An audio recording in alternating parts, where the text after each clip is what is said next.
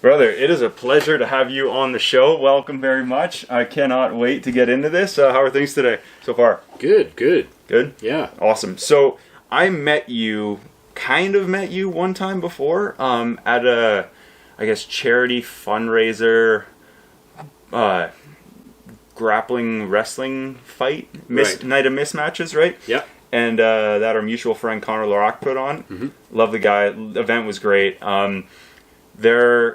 I was very impressed by your ability to stay calm and kind of almost, it looked to me like you were almost puppet mastering all like between the audio and then the band and then trying to get things working so that the timing was right. Mm-hmm. And I think I just wanted to commend you on that before we kind of get into the thick of the show. So I'm like, man, I thought that was pretty impressive. Thanks. So yeah. Awesome. So take us through kind of now what your transition was like. We can kind of start leaving high school or beginning of post-secondary, and then take us through that to kind of where we are now. Okay. Well, I mean, I was a normal kid, I guess. Growing up, played sports. Grew up in a rural town, that kind of thing. But it wasn't until college and university when I really got into music and started hanging out with people that were into music, and then that's where I started to love what I started to do now, which is DJing and doing events. It was a lot of underground, you can call it, house parties in the basement, that kind of thing. Right on. Frat parties, that kind of stuff. And really? Yeah. Nice. And it wasn't until later on, after I had already graduated or finished university and college, that I actually said I should run a business and do this because I do it so well. Nice. And a local other DJ that was a buddy of mine, he pushed me. He gave me the reins and said, "Here, this is good, and you should do this. You're really good at it." So nice. I originally, just did it under the table, and then eventually I said, "No, I got to do this the right way." I wrote a business plan, and I had a job already, a full-time job, but I could see that there wasn't going to be a position for me later on in life. Like the writing was on the wall. Yeah. So it kind of gave me that push, right, to give up that and write a business plan and start my business. And over time it took a little bit of work and success to get to where I am now.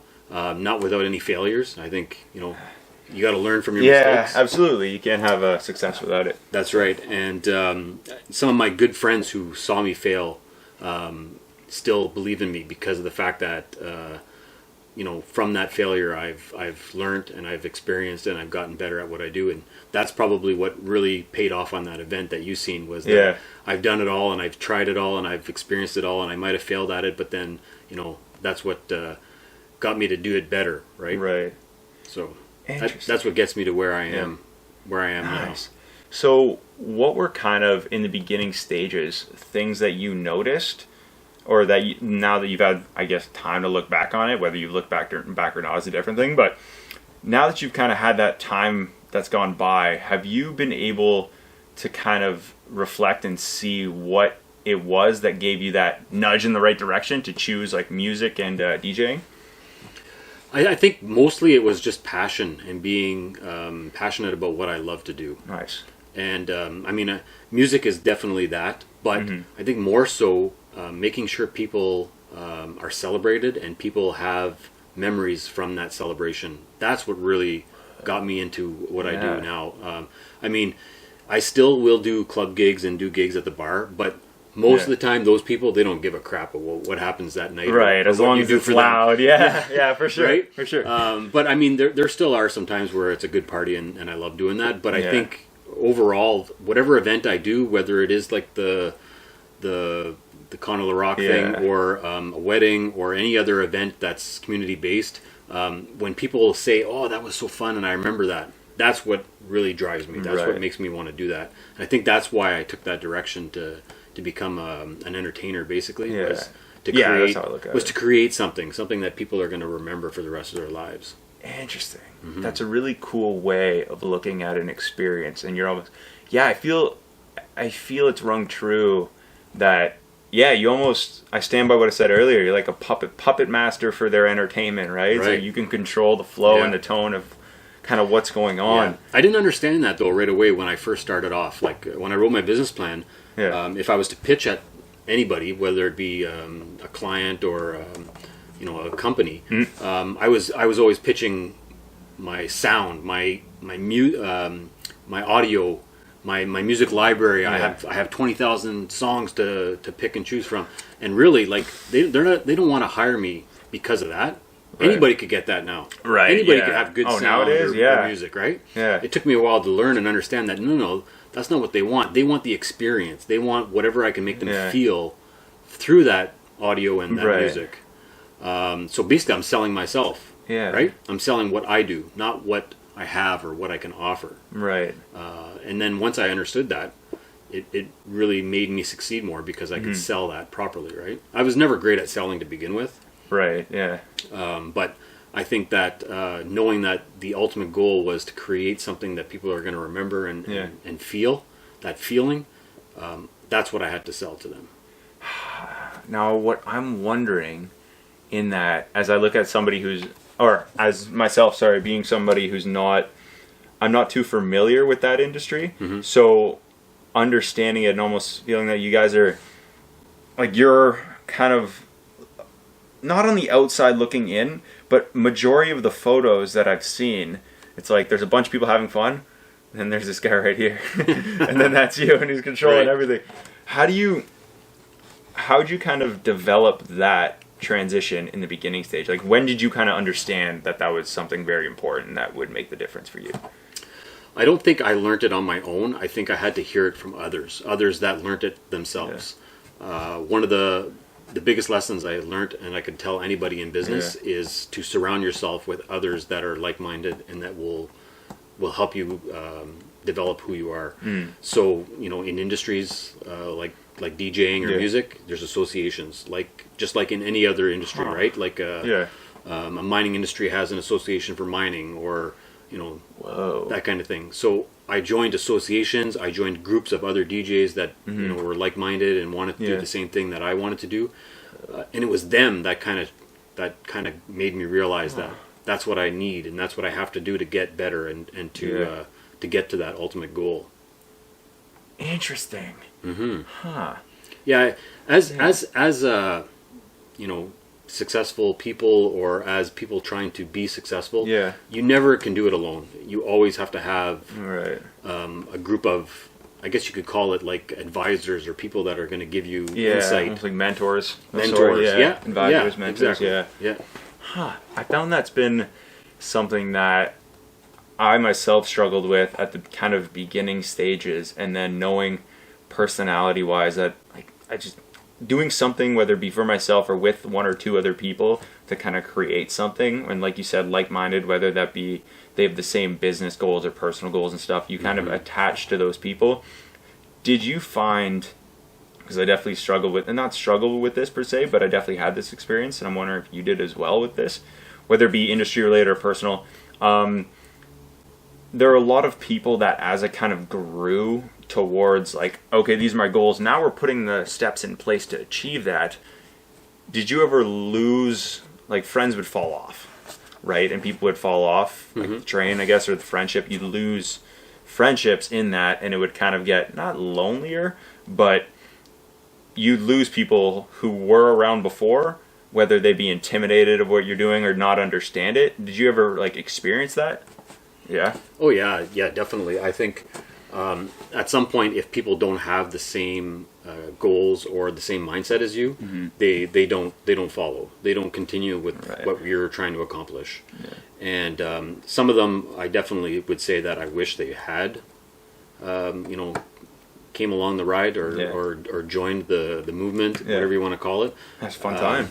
Yeah, exactly. Oh, for sure. Exactly. But maybe they just needed a different way to understand or have a new path. So I would totally say that that's happened to me. Yeah. Some have come and gone and done successfully despite not being my friend anymore or being a part of my goals. But ultimately, I think we learn from people and we grow, and if people grow differently, then I accept that. You know, that's the way it is. Do you remember there being like a turning point, aha moment when you were kind of starting out that made everything else, like the road, more clear? Yeah. Yeah. One or two. Or... Definitely. I think the first part of my growth when I was writing out my business plan was really understanding that I had to have a mission. I had to have, you know, a statement. I had to have something that said, this is what I'm going to do. Yeah. Some people always have that. Maybe they just keep it in their mind, or they have a little piece of paper and they've written it down in a notepad. Yeah. But it was other people that had already done that and written a business plan that explained it to me, that you need to have a reference, a book, something that you're going to go back to all the time. Right. It's going to change. It's never going to always stay the same. Yeah. But it's from that reference that you're going to continue to develop, make different goals, maybe just pivot and change altogether depending on the situation. So I definitely feel like, yeah, that moment for me was probably when I had written my business plan, I had gotten my business started, and then I realized that, you know, I couldn't make or do as well or have as much money or success as others, simply because I wasn't changing my plan. I wasn't making it any better. Yeah. You know, the whole idea of just thinking that this is as far as I can get and this is all I'm going to do. It wasn't making sense, you know. And what I realized, I think that moment was when I thought, oh, I'm going to do 100 events. I'm going to do 100 gigs a year. I'm going to be rich. I'm going to be super rich. But if I'm only making $100 or $200 at each of those events, wait a minute, that doesn't make sense. I'm only going to make $10,000 to $20,000 in a year. Yeah. You know, it was that person that said, no, write your business plan and tell yourself you're going to work less but make more. Right? I'm only going to do 20 events in a year. Yeah. But I'm still going to make $20,000 or $30,000. Right? The difference is that I'm worth more than that. Right, and the events, I'm sure too, are like they're higher class, higher end events, and I'm sure more challenging, right? Definitely. More like there's markets for everything. Some markets are worth more than others, right? Right. And it takes a while to understand how that works. But it was that moment when I realized that, oh, wait a minute, I don't want to work for, you know, pennies and do a ton and ton of events. Yeah, the quality has to be there as well. I want to do less events but make more money at the same time. Right. I mean, yeah, 100%. 100%. I don't blame you.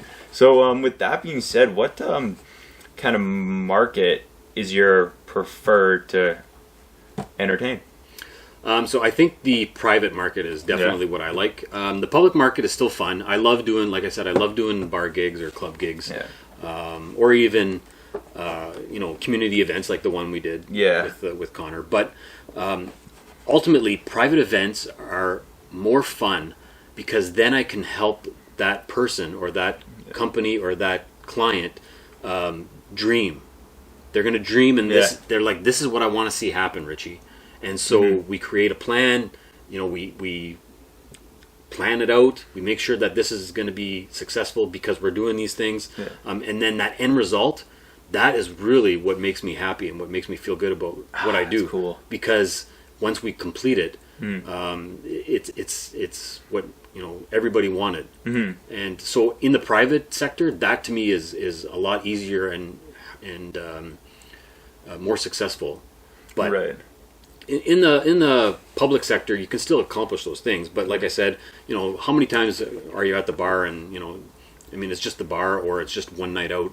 You don't really remember anything after you've had 15 or 20 drinks. And sometimes after 4, you know, depending on who you ask. Yeah, definitely. So, as you kind of, how has COVID affected the entertainment industry as a whole? Whether that be with, like, what you noticed directly that's impacted you, or whether that's just been overall as an entertainment industry? Oh, it's definitely affected the entertainment industry. Aside from maybe tourism, I would say it's the hardest hit industry in all of COVID.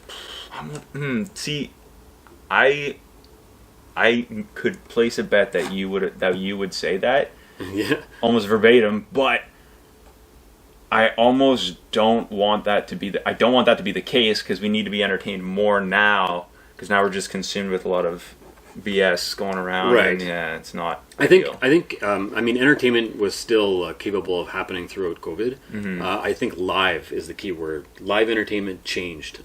You had no more mass gatherings at live events, especially indoor. Yeah.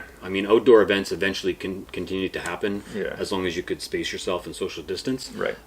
But in my example, the only way I could perform live events was through video. Right. And so I quickly became a Twitch streamer. Nice. Epic. It didn't make me a whole lot of money. It gave me a lot of opportunity to continue practicing what I do, Which is what you love to do. So yeah. Otherwise, if I wanted at all. if I wanted to be in front of people and do something live, I could never do it without,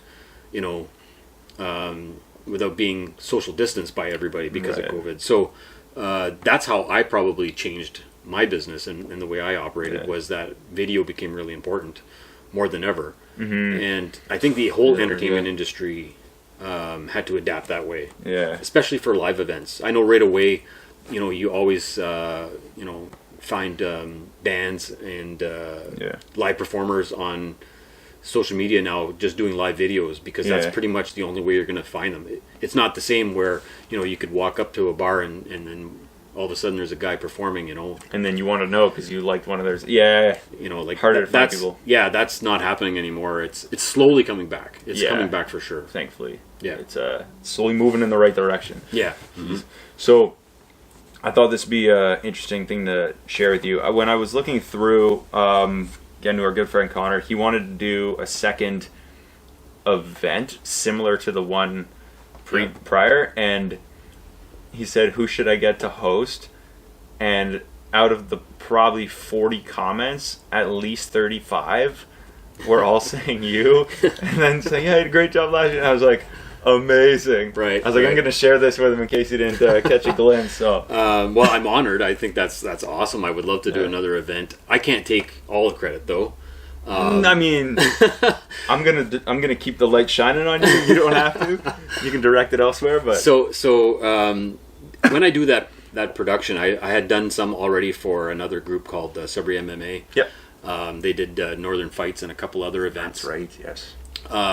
So I originally was hired as the host, but they still needed somebody to play music. They still wanted lighting. They still wanted, interaction with the crowd. Mm-hmm. So I have to create all of that through a team. I don't just do it on my own. There's no way I could be standing behind the decks playing the music at the same time as being in the ring and announcing, but also at the same time making sure that the lighting is right, or the video feed is correct, because we have in the event venues, they have video on the walls where you can actually see what's happening or who's being introduced.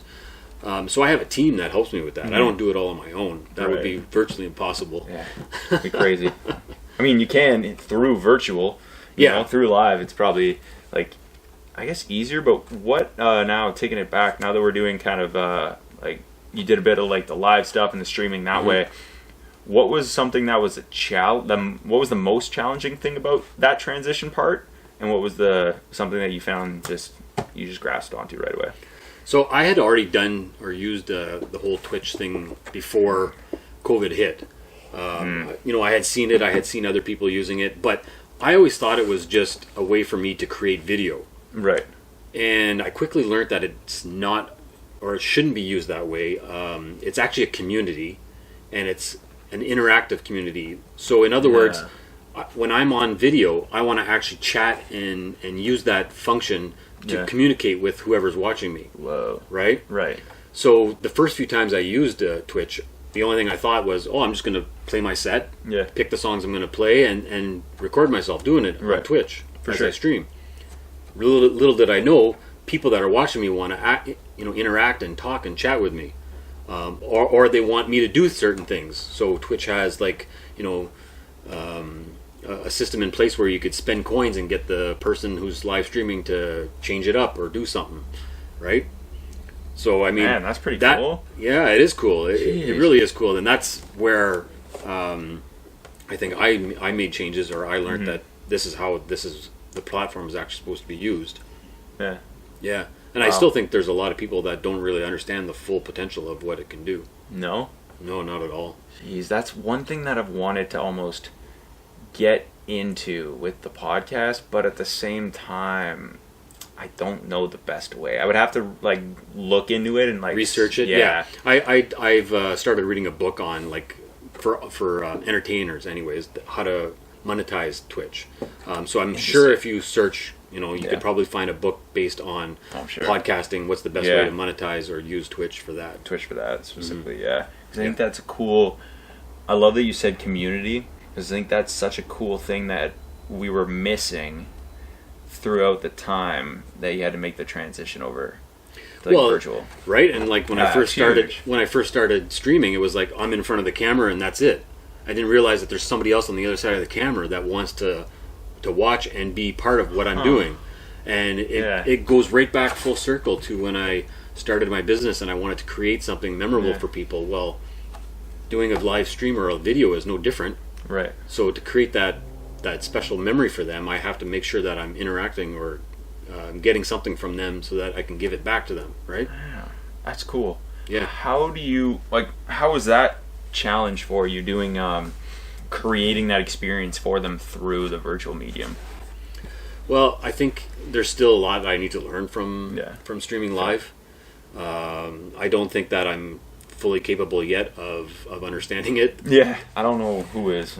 Well, there's gamers that are really good at it. I don't know how they figure it out or how they get good at it, but I mean, some of them have like thousands of subscribers.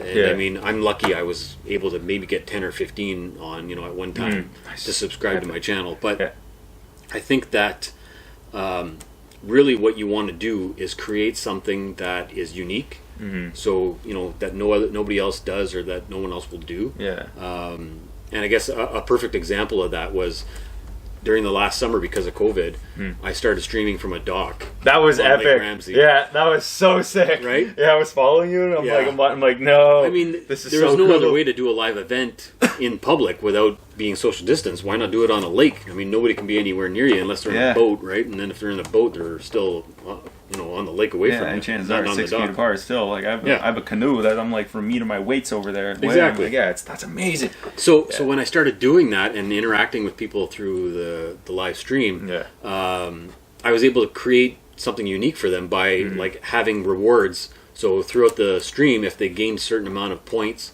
the reward was if they spent it on it, the reward was I would cannonball into the lake. Come on. Yeah, absolutely.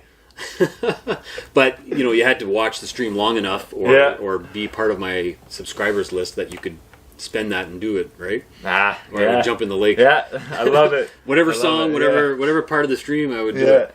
So to me that's really like it's creative. Creating something. Yeah, exactly. It is. That's so cool. Mm-hmm. Fully clothed. I never ended up doing it. No one spent money on it, but next time you do, maybe I'll take the challenge. Actually, maybe. I'll do it. Man, to see you fully clothed jump in a 3-piece suit, right? You're like, whoa, or like mid song, so like the song's still playing. I gotta come back and just keep going. Yeah, amazing. I would do it. I would download Twitch and get fully invested. After that one, oh man, that's there's all kinds of things you can do to create something for your audience or for the community that's involved. Do you think?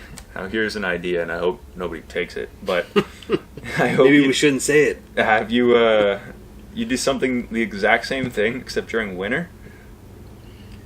Obviously, not jump in the lake. Right. I don't think that's a great idea. So over the winter, I don't tend to do a lot of events unless they're indoors, and so because of COVID and the pandemic, I really didn't do much last winter, except stay indoors. But I mean, most of the time I would go traveling throughout the winter. So I've done a lot of events or DJ'd at resorts, in the Caribbean, but. But over the last year, I haven't been able to just because we weren't supposed to travel, right? Yeah. So I haven't done it. But I would definitely I would do that. I would create something on like Twitch or live streaming saying that if you wanted me to, I would come to wherever you are and DJ for you if you spent the money. You know, definitely. Just do Twitch. Wow. Yeah, that'd be really cool. I think that's a really cool way of. I mean, the community. You're right, and I mean, yeah. I think sometimes when people are in business, all they think is like small town or small in the box thinking, where it's like I can only do it here, or I can only do it, you know, locally. Yeah. When really, whatever we're doing is global. Nowadays, you can do it anywhere. Anywhere. Yeah. Anywhere, absolutely. Especially Anywhere when can you're see using it too. Yeah. Especially when you're using you know, a streaming service or a platform like that. Mm-hmm. I think that's one of those things, to your point, where now that the way media is and everybody's able to see it, like 90% of the videos or channels I'm subscribed to, whether it be on YouTube or people I follow on Instagram, they're not really many people are from the same neighborhood or the same, most of them same city, but probably 60% of the people I follow are from Sudbury, and then that's 40%. That's another couple hundred people who are not from here. Yeah. Which I think is super cool as a way to, like, how do you stay engaged with those people, especially during a time? And then we found a way, whether it be like through House Party or everybody's Instagram living and stuff, or going on Twitch and being virtual and stuff and live streaming. I think that's a really cool, unique way of still being able to do what you're passionate about, but just kind of adjusting versus the handful of businesses I did see that were, wow, this is bull crap that we have to go through. And it's like, you're right, it is, but I love that you adapted and were able to kind of make that shift. And you're like, hey, this is a cool medium, let's do it. And then you kind of went through the trials of what it's capable of, and then probably going to keep going on it. Yeah, and I mean, despite the circumstances, there's one thing that I can still always do, and that you know, I strive to continue doing more of, and that's creating radio shows where I just basically got to create a mix and a podcast, because I do speak on the show. But I send that to anywhere in North America. If the radio station wants it, I just send it to them. Right. Nice. So I mean, right now I'm on a couple of radio stations weekly, one in New York and one in Knoxville, Tennessee. But that's cool. Yeah, that's so cool, dude. Yeah, really for cool. Sure. But those things are something that, again, it's not like something that's stuck to being local or just here in Sudbury. Right. I can create something and send it anywhere I want, and they can play it. You know. So that's something I'm still working to do better at, as well as have a consistent radio show. Because I mean, there's tons of DJs here in Sudbury. There's tons of guys that are good, and I'm friends with them, or you know, I appreciate what they do. Right. But I have to say that there's not too many that I know have created as much shows or radio DJ mixes that I think are as capable of competing with what I've created. So not to be, no, for sure, not to for be, sure. Not Keep to the be light on you or anything. No, but, for sure. I mean, you can easily go to any of my social media channels and see, like, on a weekly basis, I'm posting something that's you know, a mix or a radio show that I've created. So I'm confident that I can continue being consistent doing that. Nice, awesome. It's a really cool thing to see people being authentic nowadays. And I was listening to, I think, somebody, I don't remember, on a podcast or radio show, and their thing was being authentic now in a world where everybody's trying to be like somebody else. Right. Is huge, and people are craving authenticity and being unique, and people, I find, latch on to those people who are trying to do something and see it through. And to your point of trying to do that, and then it's a huge confidence challenge. Yeah. Right? Because you're going from you start somewhere with this idea, and then you make it into this other idea, and you want it to get so big, and you have these crazy hopes and visions and goals and dreams for it. But you know, in order for that to go, you have to be open to the criticism. You have to be open to learn. You have to be open to failure. And it's challenging at times. Like whether it be with, like, the podcast or what you're doing, I don't know if you found this, but it's very, very challenging at times, like, internally. Oh yeah. Right? To battle, like, okay, there's X amount of people watching, or why aren't there more? Or there were less last week, but what did I do? Yeah. Right? Oh, There's yeah. a lot of like... I think sometimes I overanalyze that actually too much. Sometimes it's just better to be passionate about what you're doing and be in the moment than it is to worry about, who's watching or how many are watching or, whether the stream is actually successful or not. But overall, I think consistency is the important part. So you just got to keep doing it. Yeah. Just don't stop. Keep doing it. Never give up. You know. And what was it's funny. I was talking to a friend of mine recently, and I was like, "Hey, we were sitting here, and I had like begin construction of this. I didn't even have insulation in the walls. I didn't have the boards up. I didn't have the blankets up. Excuse me, nothing like that." So I was sitting with him. And I'm like, "Hey, man, like once I get this going, like this is what I want to do. I want to see it through. I want this. I want to be consistent. I want to make a change. I want the show to grow." And I felt like I was in a stalemate of. I would kind of struggle to not find guests because a lot of people want to do the show. Yeah. I just have to ask. Yeah. But I was neglecting doing that. And that's a problem, right? Yeah. If you don't reach out or you don't search for clients or ask for people to like come chat with you, nobody's going to, you're not going to reach and go, "Hey, Glenn, I saw this podcast you're doing. I should be on it. We should chat." And, nobody does that. So you have to, but people are more often than not open to doing it with me. So his whole thing was, he's like, "Hey, minimum once a week, just be consistent. Same day, once a week. You can do one more, you can do 3 more a week. Same day, once a week, have one out." Yeah. Always be consistent. And looking kind of back into people who I admire and look up to and notice kind of when their transition or when I noticed the spike in their growth of what they were doing, whether it be their podcast or their business, is they had been so consistent for so long, and whether like podcast related, this guy was doing like three a week or like 7-10 a month, and he was just growing, and then all of a sudden he had like these crazy conversations. He was traveling all over doing the show. I'm like, consistency kind of trumps everything. Yeah, it's huge. Eventually it becomes second nature, and so you do it so well and so often that you just easily do it. It's not hard to do. You don't think about it. You just get it done. And when you're consistent, people notice. I think that's the biggest thing. Yeah. Right? And I think that's how basically social media and the way we're watching others do things is based off of that. You don't find or see somebody on social media just because you happen to be scrolling. 9 times out of 10, it's because they're there again. You jump back on, they're there again. Yeah. They're always consistently posting, and they're always consistently doing something. Right. They're always engaged doing something. Exactly.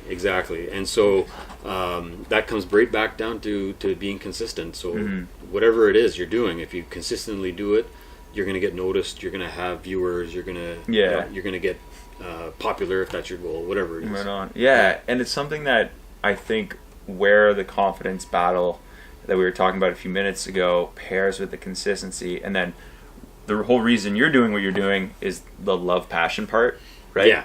Where as long as that's the driving force, because I think that's what a lot of people don't understand. Like I've had a few friends in the past where when I started doing the podcast, they're like, "Oh, you're doing podcasts on YouTube. I want to do YouTube." And I was like, okay. I'm first of all just posting to it because I think video is like a great medium, right? It's amazing. Yeah. And just being able to, like anything shy of interacting, quite literally, I just feel they're now a part of the conversation as if they're sitting there, right? So that's cool, and that's why I do that. But then I'd have friends in the past when I want to do YouTube now, and I'm like, okay, like, but it's a consistency thing. Like it's only recently, a buddy of mine was like, who I hadn't talked to in a while, recently reached out and was like, "Hey man, I see your subscribers are growing. What are you doing differently? Are you naming your videos differently?" I'm like, "I've been naming things the exact same. Yeah. But I'm not posting once every 4 weeks. I'm not posting once every 2 months. Yeah. I'm not having a podcast on a Tuesday in October and then a Wednesday in September. Yeah. Right? It's like, hey, once a week, every Tuesday, and then it's like, oh, 2, 3, 4, and then he's like, "Oh man, you grew so much." I'm like, it's consistency, right? Be consistent, yeah. And I think once you accomplish that, I mean, don't stop being consistent. Obviously, that should never stop. But Right. then you grow from there by creating something or adapting whatever you're doing to your market or your audience. Right. Like basically, it's branding, right? Whatever your brand is, that's what you're going to expand. Now that you're consistent with it, you want to create something that people are always going to remember because of the brand. So, the first time I'm pretty sure you ever had a can of pop and you seen a red can with a little squirrely line on it, you remember that for the rest of your life because now you see it everywhere. It's Coke. It's Coke. Coke's everywhere. Now you see it in advertising. They don't change that brand. It stays the same. It's consistent all the time. That's what you got to do after you've consistently done, whatever you're doing. So a perfect example of that for me, myself, my brand is, just a play on my name as being Richie Rich. Yeah. Everything I post is rich in something, Yeah. Rich in music, rich in memories. It's amazing. So that's my brand, and that's what I got to keep pushing. And now that I'm consistently, streaming or creating radio shows or podcasts, it's that brand of being rich in something that I keep pushing to people, right? I love it. Yeah. It's amazing. It's smart. I mean, yeah, exactly. It works, right? Yeah. There was this marketing strategy that I saw a clip of, and it was Red Bull when they first came out. They took a bunch of used Red Bull cans and they just went to popular gas station open or park open garbage cans and just threw a bunch in the top. Yeah. Just so that people could see it. Yeah, and they're like, well, everybody's drinking this, and subconsciously then Yep. that's how they started. That's how they spiked, and I was like, that's brilliant. Yeah, exactly. Branding now gives you wings, right? Yeah. So all that kind of stuff, and then what you're able to almost funnel it. At what stage, if you're able to elaborate on a bit, what stage should people who, whether they're doing a radio show or entertainment or business, focus on, really focus in and dive into the branding aspect and start pushing that? I think you have to have a brand the minute you decide on whatever you're going to do. Yeah. It doesn't necessarily have to be prominent because it takes time. It takes a lot of time for people to see that brand or to accept it. But what's important to me when I'm branding myself is that, again, going back to the consistency thing, just always making sure that it's a part of whatever I'm doing. Right. So, the minute you're posting something on social media, you should have a logo or a saying or a color of some sort that's part of your brand in it. Not all of it. It doesn't have to have every aspect of it, but just a little something of it. Just enough to notice. Yeah. And then eventually, whatever you're doing, something, whether it be on social media or in your normal everyday life, you just keep plugging those things in somewhere, and then eventually it just people remember it or people see it and they're like, oh yeah, that's from that. I remember that. So Interesting. it becomes basically a part of your your fiber. Your part of you. Right. And I think when there's an issue that comes up when people aren't able to make it, excuse me, when people aren't able to make it a part of them, right? Because I felt in the beginning stages, and you might be able to relate to this or not, but you want something to do well, but you're almost self-conscious because you don't want people to know you're a part of it. That's how I felt. Whether that's similar, you've had similar experiences or not, different thing. But I felt at the beginning, I had an old podcast with an old friend of mine, and it was very slapstick style comedy, and it was a battle, right? We'd have people on and we'd want to talk about certain things, but they didn't feel comfortable talking about it, so there was this weird whole awkwardness going on, and we wanted it to do so well, but none of us wanted to let people know that we were doing it. Right. But it's our faces, right? So it's weird, but then getting over that hump with life after high school and what I'm doing now is, I think I'm definitely over that part of it, because it's just now I'm almost I'm fully comfortable, almost fully comfortable. I just think that comes with experience. More experience you get, the more comfortable you feel with doing whatever you're doing. Right. And I mean, just going back to the whole high school thing, like how many times were you ever embarrassed in high school to even put your hand up when the teacher asked a question, or when you had to stand in front to recite something because it was part of the program or the Often. you feel uncomfortable when you do that, but after you do it once, okay, it was uncomfortable, but I survived. Right. Nothing killed me. You do it again. Oh, I feel a little more comfortable this time. Yeah. And if I could give advice to anybody who's shy or uncomfortable with just even stuff like public speaking, join something like Toastmasters. That's what I did. I joined Toastmasters, and it made me so confident speaking in front of people. That's awesome. That it's second nature now. I'm not shy. Like the minute the mic's given to me, oh yeah, no problem. Oh yeah, I've noticed that. I've noticed that for sure. You give me the mic and I'll talk right away. Yeah, that's your safe zone. I mean, you got to understand that you have to have purpose, whatever you're doing. Right. So you don't just grab a microphone and shout, nothing into it. Yeah, you gotta. You gotta have a reason for doing that. Yeah, direction. And that again, going back to Toastmasters, that's a form of practice. It's a way to get in front of people or just to do something and practice at it to feel more comfortable doing it. Right. So even if it's not related to speaking or podcasting, whatever it is you want to do, I just say experience. So do as much practicing as you can. The more experience you get doing it, and whether it be in front of the mirror, whether it be in front of people, that's where that awkwardness will go away, right? For sure. And you won't feel as shy or worried about sharing it with people and saying that I'm part of this or that I'm doing this. Right. Because you want your goals to be accomplished, but you have to go through the ringer of other people's opinions. Exactly. Right? Of course. Yeah, it's like, oh, don't worry about what anybody else thinks. Like, yeah, but they're the people paying my bills, But you know what? There's no better person or people to have you judged or gauged by than your own family, because they're going to love you no matter what. Oh yeah. That would be a perfect way to start, is Facts, to just have mom or dad or a sibling or somebody that's close to you evaluate you first, because they're going to love you if they'll probably tell you it was good or not, or you really sucked, but they're still going to love you if you didn't do it, if you didn't do it the way too they well. thought, So to that, I got two amazing examples of that happened to me last month. So my mother watches every episode, okay? And I know this because she texts me after.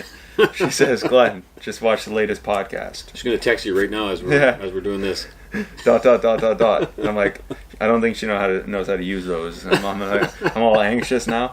And she goes, you said the F word X amount of times. I'm like, yeah, it's because the guest was saying it and I want to make them feel comfortable, Mom. And then she's like, please don't swear on the show. I'm like, this is amazing.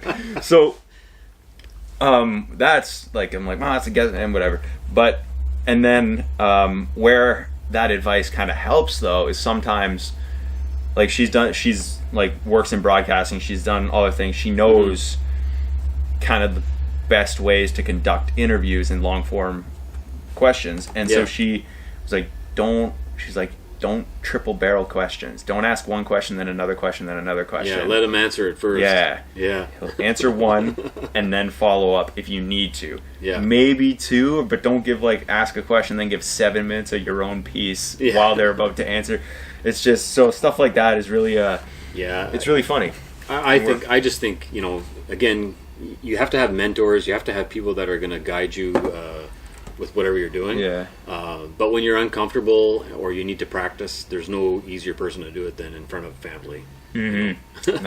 And that's true. And they, as much as, like you said, they'll still love you, but they're honest. Yeah, exactly. And it hurts. I don't care what you say, Mom. But it makes a difference. And at the end of the day, though, it is something that, at least with my examples of advice, that I do think about. I'm like, okay, well, I want to double this question down, but I can't. But going back a bit to growing something globally, right? And making you were able to do it with the U.S. where you said in Nashville and New York, Knoxville. Sorry, yeah.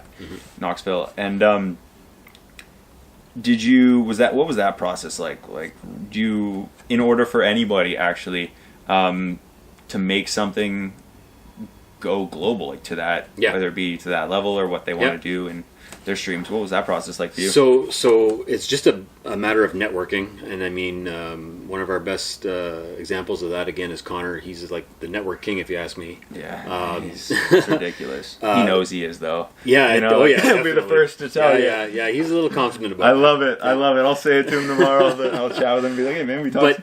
But from my end of it, the way I got to that point was, so locally here, I stuck around and hung around with DJs that I knew, did well at what they were doing. Mm-hmm. From there, I went to conferences here locally in Canada. There was a Canadian DJ conference. I went to that. I met other DJs there and talked to them about doing radio shows or how do I get to do a radio show. Oh, well, that's cool. After that, I went one step further and went to one in North America in Las Vegas, called the Mobile Beat DJ Show.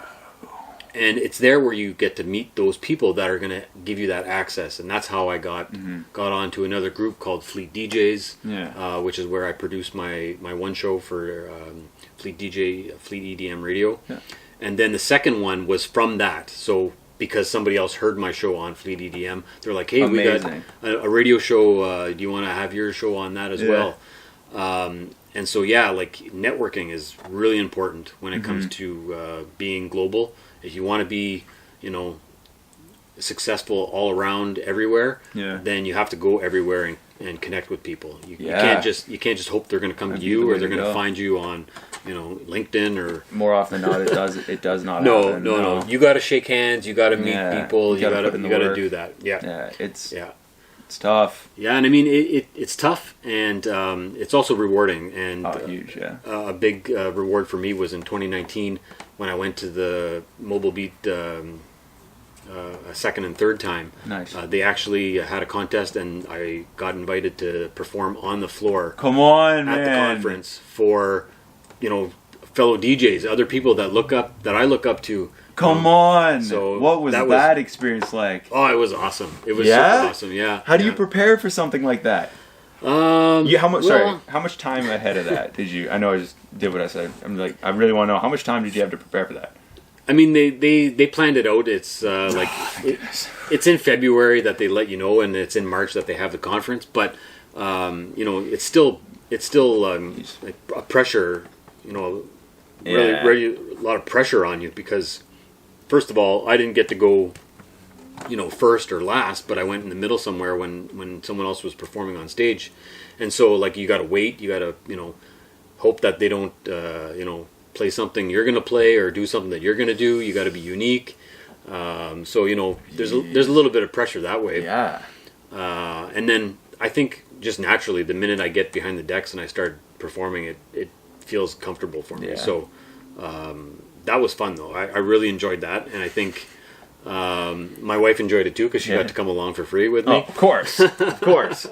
So just having her there made me feel a little more comfortable as well, having that familiarity with somebody there. But that's cool. I mean, most of the people that attend those things, no matter what, they're going to be there to support you. So again, network and be be with other like-minded people that you want to help you succeed, and that's where I learned. Huge. That's where I got that from. Yeah. I think that's man. So originally, I thought when you said I want a contest, I picture a 50-50 raffle, and then first period they announce the in between intermissions, first period and second period they tell you the winner, and third period is the winner presenting. So I'm like, oh, he's got like an hour to prep. This is crazy, but. That's good to hear. This was like, we want to have DJs perform on the stage live at the conference. That's cool. And send in your 30-minute demo, basically. So again, got to use video, got to perform live on a video stream, and then send that into them. So yeah, it was a lot of fun. Yeah, pretty unique audition. Yeah, if you ask me. That's really cool. Once in a lifetime experience. I loved it. Oh, I can imagine. Jeez. So was that, do you have any, or what are there, if there are any, like common misconceptions that people have towards like, whether it be DJing, MCing, or more so the entertainment business as a whole? I think a lot of people will always think that. I mean, it depends on the person and the individual, but a lot of people will always think that being a DJ is always about like the party and having like a good time or getting wasted or that kind of thing, right? I mean, it's not. It's some of that. Yeah. to a point. I mean, for sure. It's always nice to have a few drinks and unwind when you're working or when you're performing. Makes sense.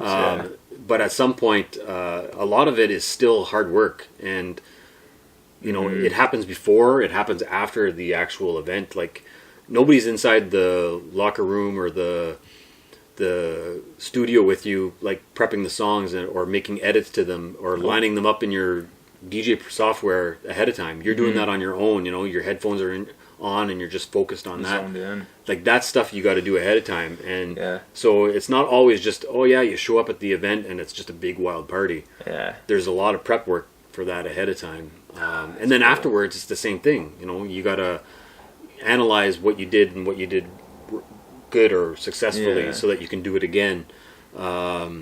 Maybe you want to have a second opinion and have somebody else listen to what you did, that kind of thing. So there's always work involved. It's not just a party all the time. No, it's just a party all the time, eh? It's not. It might seem that way when you look at people's social media feeds and what they're doing. You think, that's all they do is party. I wonder if it could be to highlight something, but I also think in doing that, you're showcasing. Because I've noticed you do something differently. Because it's not what you just said is what you're posting, but it's more specific events and memories and experiences that you were a part of, and being able to help create, whether it be like weddings, right, and galas, and these big events. It comes back down to the community and the people you're targeting or marketing to create for. So I think, if, Jane Doe wants to have, this magical thing happen at her wedding or at an event, you have to post or do or show those things that you're doing. Yeah. Otherwise, they're not going to hire you or want you to do that. Right. It's event specific more often than not. Definitely. Yeah. And the same thing goes with the radio shows or the music that I edit. A lot of it is the music I love to play and I want to play it. Right. But sometimes you're playing it and you're editing it because you know that that's what the audience wants to hear. Right. So I mean, top 40s is a big, thing that everybody will argue about. Is it a great song? Oh no, it's not. But it's in the top 40. Why? Because people want to hear it. So you got to play it, right? Because those people are listening. Yeah.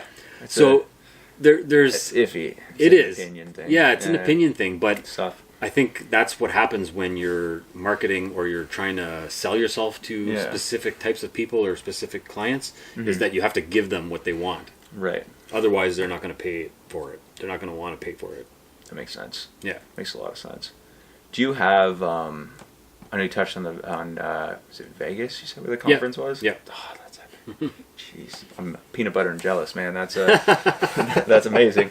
So, do you have, and that might be it, but do you have a favorite experience so far in the industry from all your years emceeing and entertaining and DJing? Do you have one moment that stands out above all else that could not be this one, or it could be this one, or it could be like something that's like maybe a moment at a wedding or something that just made you go, wow, I'm grateful to be a part of this? Right.